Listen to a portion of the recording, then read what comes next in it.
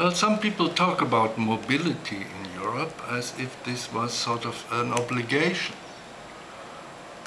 You can even read this in some of the documents of the European Union.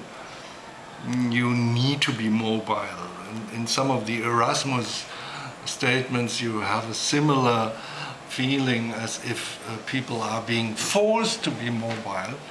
And funny enough, in all the European reforms recently made, like in the Bologna process, in some countries, like in my country, the mobility has gone down because of the schooling effects this regulation has had on our studies.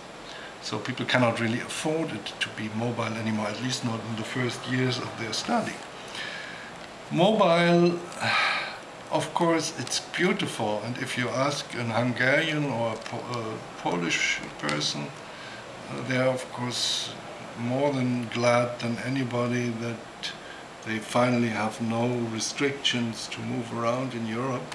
One should of course take care of this feeling of liberty, of freedom connected with mobility. On the other hand, you should also see mobility is a nuisance. It pests nature. It is really a terrible thing. There is something like hypermobility, we could even call it, and some people do, like Professor Adams in London, who says, well, these hypermobile societies, they are not sustainable. We cannot, especially not with even growing and growing and growing mobility, keep on going like that, that everyone has to constantly move around.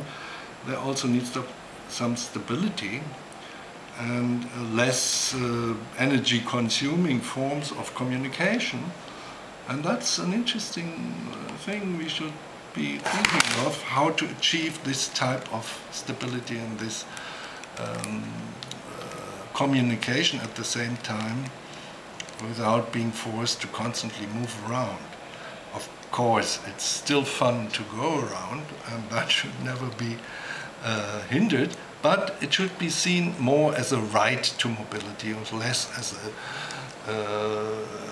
as a necessity which one has to fulfill and live up to certain standards. I don't think that does mobility any justice, and we should skip thinking about it in this way.